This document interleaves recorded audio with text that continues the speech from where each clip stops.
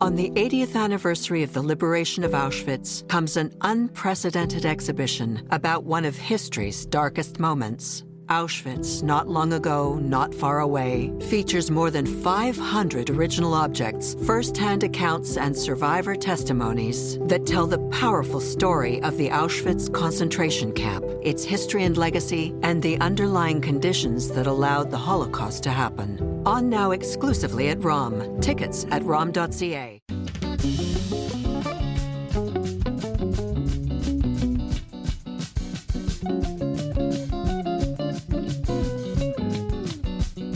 By convening all levels of government, including provincial justice and public safety officials, mayors and municipalities, law enforcement and stakeholders, we affirm that never again is real. Never again is now. That was the Minister of Official Languages, Rachel Bendayan, speaking at Canada's official International Holocaust Remembrance Day ceremony in late January. It was her first major public speech since being appointed to Cabinet at the end of December, and she announced the date for the National Antisemitism Forum, focusing on law enforcement, which she's coordinating as part of her other role as Associate Public Safety Minister. It's the latest part of the federal government's response after 17 months of the explosion of anti-Semitic hate crimes in our country following October 7th. The summit is scheduled for this Thursday. It's supposed to bring together police, prosecutors, hate crimes and terrorism experts, and politicians from federal, provincial and territorial and municipal governments, and some Jewish groups and allies, lots of legal experts. They are not releasing the guest list to the media, although I was told the federal Conservatives were not invited. The forum is supposed to come up with a better national strategy to tackle hate crimes and anti-Semitism. Now, while some Jewish leaders might feel this kind of tightly focused forum is long overdue, others are reserving judgment, saying we need a little less talk and a lot more action, especially since the timing puts it all at risk, as it comes just 3 days before the Liberals choose a new leader and a new prime minister, and then possibly will be into an election. This is not a victory lap. The forum in and of itself is not a victory. What we want is something concrete to come out of this. I'm Ellen Besner, and this is what Jewish Canada sounds like for Monday, March the 3rd, 2025. Welcome to the CJN Daily, a podcast of the Canadian Jewish News, and made possible in part thanks to the generous support of the Ira Gluskin and Maxine Granovsky-Gluskin Charitable Foundation.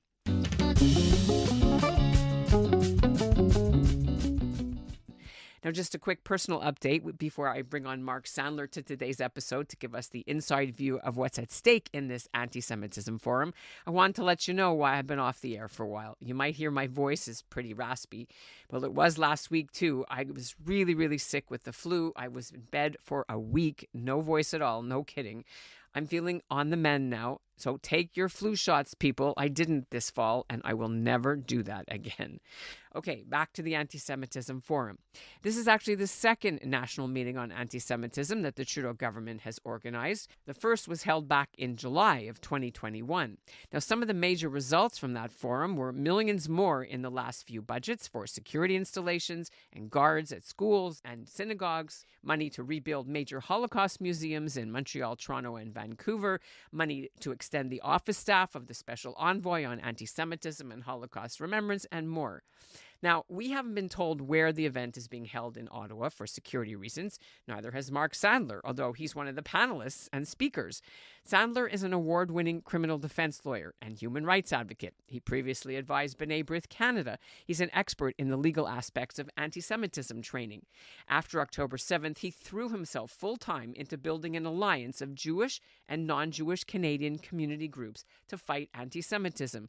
He's spoken to lawmakers several times already in recent months about what needs to be done to close legal loopholes, speed up prosecutions, and prevent terrorist attacks against Jews here on Canadian soil, and he'll do it again on Thursday. Mark Sandler joins me now for a preview. Thank you. Happy to be here. Well, we wanted to have you on for a long time, and what better time than this week when you're not only attending, but you are one of the panelists. Can you tell me why you wanted to participate in this and how that came about? Well, we're dealing with pervasive anti-Semitism, as you know, in the country, and it has been my view and the view of many members of the community that law enforcement have not been as effective as they can be in addressing anti-Semitism, whether it's on our campuses, whether it's on our streets, and whether it's in our institutions. So this is an opportunity for us to meet with governments from the municipal, provincial, territorial, and federal level, as well as law enforcement, and make the point as to the lack of effectiveness that we often see in addressing anti-Semitism, particularly from a public safety or law enforcement perspective, which is the focus of the conference. Okay. And the question that we have to ask, of course, is in the political sphere, you mentioned different levels of government. I know that the Progressive Conservative, the opposition, was not invited. And I'm not surprised because that was what happened in 2021. Does that make sense to you that this shouldn't be an all-party concern and it's just the government who's about to maybe have an election like a week later or a month, like the end of the month?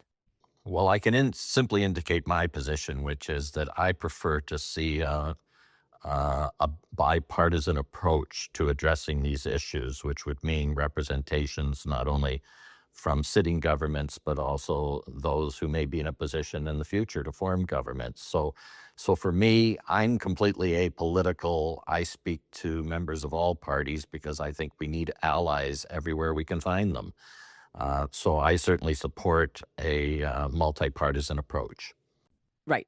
In December, when the government cabinet shuffle happened just before the holidays, you'll remember the new cabinet minister, Rachel Ben-Dayan, who was given the task to put this conference together and became associate public safety minister, said that this conference was going to come in February. Then when they announced it, it was March 6th. Is there anything we should read into this postponement or delay of the conference? Well, I supported, as did some other community organizations, the delay, as I know the special envoy on anti-Semitism did, because realistically, the February date really did not give time for the assembly of community groups, the assembly of government and law enforcement representatives. We'll still see. We will only learn on Thursday to what extent they've been successful, even with the new date. But I supported it for that reason, and also for another reason, and that is that I'm looking for something more than aspirational statements at the end of this conference. I'm looking to see that law enforcement and different levels of government announce some deliverables immediately, or contemplate a national anti-Semitism strategy that will be implemented within days or a few weeks of the completion of the conference. So I think it was important that the government spend some time up front, hopefully dialoguing with those governments and law enforcement to see what kinds of deliverables would be ready to announce at the conclusion of the conference. Okay, so it was accepted by the people who, like you said, the stakeholders, as opposed to they seemed scrambling, and then there was the Liberal Leadership Convention, which is 3 days later, and they just didn't get it together. So it's a positive thing, you're hoping. I think so. I know that there are people in the community that are concerned about whether anything can be accomplished with the upcoming leadership race in the Liberal Party and the uncertainty over what government will ultimately be formed federally. But for me, this is a networking opportunity. It's an opportunity to develop deliverables and then hold candidates for federal office accountable as to the extent to which they're prepared to act on those deliverables. So the timing isn't perfect in some ways, but in other ways, it may be very timely. All right. And also, if it's a national strategy that involves 3 levels of government, this is what I'd like you to tell us a bit about. You've trained police forces in hate crime awareness in many cities at many levels in the last 16 months, right? And so it's a municipal police force enforcing federal laws, and the provincial crowns are the ones that have to say yay or nay on most of these charges. So it's really confusing for the average Jewish person who's watching street protests and campus violence and and fire bombings of their kids' schools. And they don't actually care whose level it is. They just want it to go away. Exactly. And so the challenge here is identifying the right people to be speaking to about the right issues. And the second issue that we have to identify is that just because jurisdiction is shared between the municipalities, the provinces, and the federal government does not mean you can't have a coordinated, multi-level strategy to address hate. In other words, the RCMP is a federal police agency. Well, they are working in some of their integrated joint task force with provincial prosecutors and with municipal designated officers to address anti-terrorism. And you've seen recently some charges that have been laid by the INSET team that's led by the RCMP. So there's no reason why you can't have coordination between multiple jurisdictions in order to get the job right. Indeed, it's essential. It's absolutely essential to success here that we have that kind of coordination. Tell me a bit about some of the things you are going to say.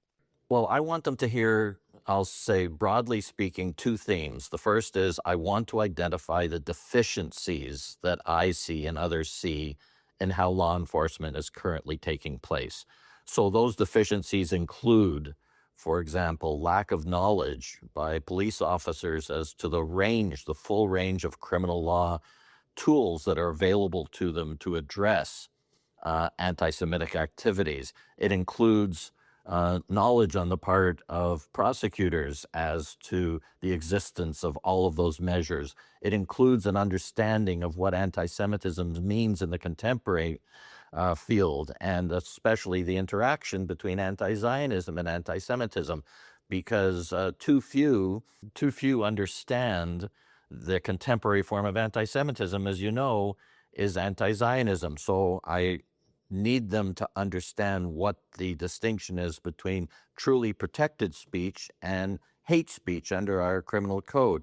We need better coordination between the anti-terrorism units and the hate crime units that exist right across the country. We need dedicated prosecutors, not merely prosecutors that dabble in the work, but also those who are specifically trained and whose job it is to address hate-motivated crimes across the country. So those are just some of the areas that I would emphasize, and I would add another one that is very much multi-jurisdictional, and that is we see the federal government in the last year has designated several organizations as terror entities, but we have to be confident that someone's acting upon that designation.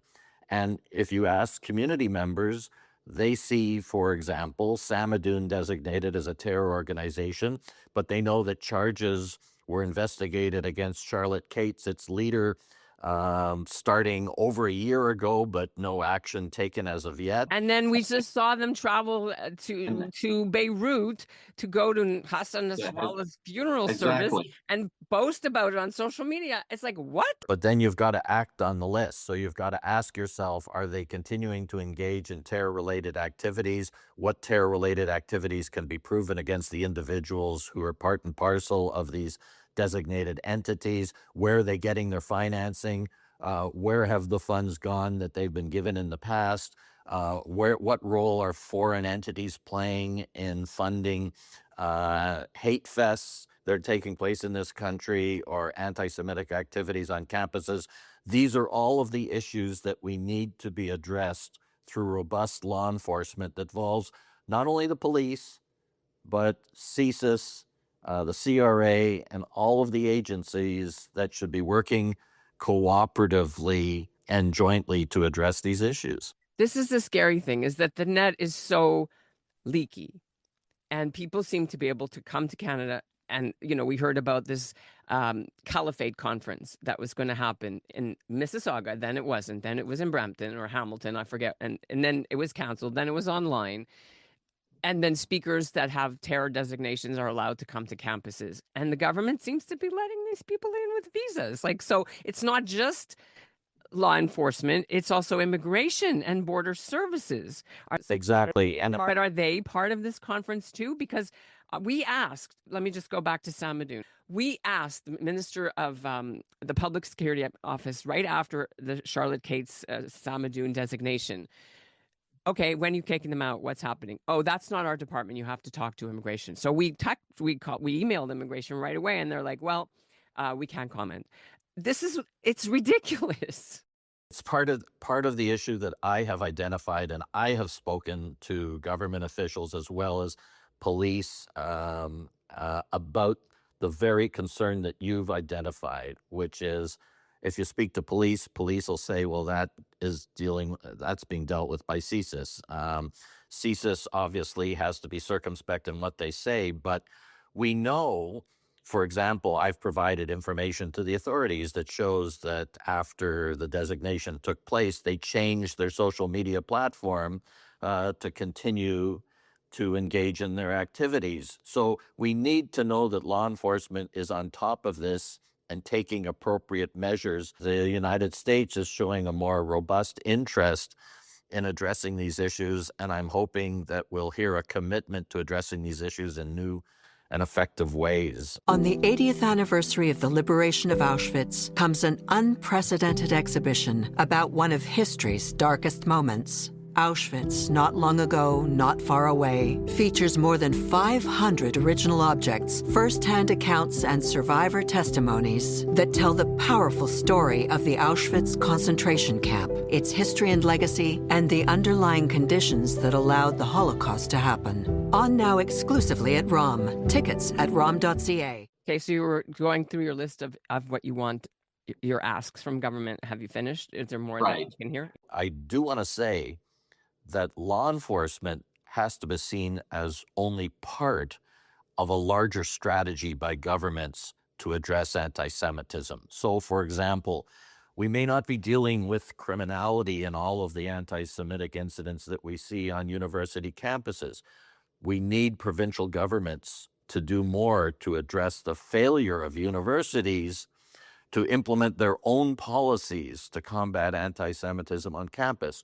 So that may be withholding funding to universities at the provincial and federal level until they actually give teeth to the policies that already exist. So I've set out a series of recommendations for governments, but they're not just confined to law enforcement, because this has to be seen as part of a larger action plan. I was shocked to read that in Toronto, there is no policy on public protests, policing of public protests. Right. Are there policies like this in other municipalities? So I have to say that the policies that exist on public order events, as they're called, protests, demonstrations, and occupations, was highlighted for me. These policies were highlighted for me with Toronto as the best example, because under Ontario legislation, such a policy is required. So the Toronto Police Service Board announced some considerable time ago that it was developing such a policy. I've sent them a draft policy that I think would be effective, and they're engaged in the consultation process. But in my respectful view, we can't be fiddling while Rome is burning, that we need these kinds of policies in place now. And the policies are simple: zero tolerance for anti-Semitic hate activity, and set out a series of measures that should be considered by the police in the exercise of their authority in deciding how to deal with protests, demonstrations, and occupations. Because right now, what we are seeing in a number of jurisdictions is that police, with great respect, don't understand really the harm that's caused by hate speech. The Supreme Court of Canada many years ago identified the harms of hate speech, but now there tends to be more of an attitude that, well, if nobody is beating somebody else up during a protest or demonstration, if we keep the pro-Hamas people separate from the pro-Israel people, then we've accomplished our task. We've de-escalated. But the harm is being caused when the hate speech is being spewed, because it's marginalizing our community. People don't want to self-identify as Jews when they're on campuses for fear of the implications. They're afraid of walking the streets on days when protests are scheduled and the like.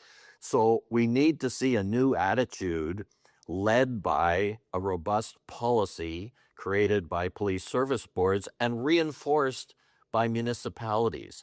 Like, don't tell me if you're a municipality that you can do nothing about a hate conference that's scheduled to take place in your jurisdiction. It has nothing to do with freedom of expression. It has to do with hate speech and should be treated as such. You remember the anticipated rally that was to take place to martyr Sinwar after he passed away. We have to recognize these things for what they are and distinguish between someone who's saying, I'm criticizing Israel's policies, I'm criticizing its conduct of the war, I'm criticizing its government, and people are saying, you know, death to all Zionists. They're not immunized from hate speech laws because they substitute Zionists for Jews. You know, then we're into the realm of hate speech as opposed to protected speech. And we're not seeing action being taken to address hate speech. Couple of quick things in the criminal code, because that's probably the problem area that gets a lot of attention. Many organizations have been calling for, and I think you are too now, the glorification of terror symbols, flags, paraphernalia, that you're calling for that to be added to the criminal code. But my answer is yes and no to this, and I'll explain why, because my position may be a little bit more nuanced than some, and that's fine. I believe that there should be a section of the criminal code that criminalizes the possession of terrorist paraphernalia. These sections exist, for example, in England, and they're perfectly constitutional in my view. As for glorifying terrorism, I actually think that the existing tools we have in the criminal code are more than adequate to address 99% of the issues that we are seeing. We have sections that involve incitement of terrorism, counseling terrorist activities and the like. I think we have players who are demonstrably committing these offenses on our streets and are not being addressed as such. So my prime position is that we do have existing tools to address these things now. They're just being underutilized. Some of these laws, like the Section 319 ones, or whatever, 318, literally need the personal stamp signature of the Attorney General in each case, which is why there might be a bottleneck in all this. They need that personal consent for 3 of the 4 hate speech sections in the criminal code. They don't need it for public incitement of hatred likely to lead to a breach of the peace. They don't need it for the conventional sections that are available, such as intimidation that involves the blocking of roads or highways. They don't need it for unlawful assembly. They don't need it for interference with the lawful use and enjoyment of property. To the extent to which they do need it, we need to see a more expedited process for attorneys general to make these decisions, because we've seen in some of these cases, they've dragged on for months and months and months without a decision one way or the other from the Attorney General's office, and that's got to change. What makes the Jewish community feel so frustrated and abandoned is that it's a hodgepodge of responses based on jurisdiction, based on province. And I remember this. After October 2023, they charged a guy in Calgary with hate speech, and then they dropped the charges. They charged a guy, or were going to charge a guy in Montreal, the imam, and then nothing happened. What are people supposed to make of this? Exactly right. And the one thing I would add is I also give credit when I see proactive steps being taken or effective steps being taken by police. We've seen, for example, some best practices by the Ottawa Police Service in the last 6 months. We've seen some best practices by the INSET unit led by the RCMP. They prevented a terror attack on Erwin Kotler. A case was just completed where a Quebec man received a 5-year imprisonment term for the willful promotion of hatred. It started as a weapons. 3D weapons. We wrote about it. Yeah. Right. And it also led to their discovery that he was very active on anti-Semitic platforms, spewing hatred. So we saw a man in Brantford convicted of willful promotion of hatred after a jury trial. So we are seeing some law enforcement agencies acting effectively in dealing with the issue, but we need so much more, particularly from our municipal police services. Right. Well, we'll be watching to see what happens. It's been great to get this preview from you, and we'll talk to you on the other side. Thanks so much. And And that's what Jewish Canada sounds like for this episode of the CJN Daily. Produced by Zachary Judah Kaufman, executive producer Michael Freeman, and our theme music is by Dov Beck-Levine. And our show is made possible in part thanks to the generous support of the Ira Gluskin and Maxine Granovsky-Gluskin Charitable Foundation. Good to be back, and thanks for listening. On the 80th anniversary of the liberation of Auschwitz comes an unprecedented exhibition about one of history's darkest moments. Auschwitz, Not Long Ago, Not Far Away, features more than 500 original objects, first-hand accounts, and survivor testimonies that tell the powerful story of the Auschwitz concentration camp, its history and legacy, and the underlying conditions that allowed the Holocaust to happen. On now exclusively at ROM. Tickets at rom.ca.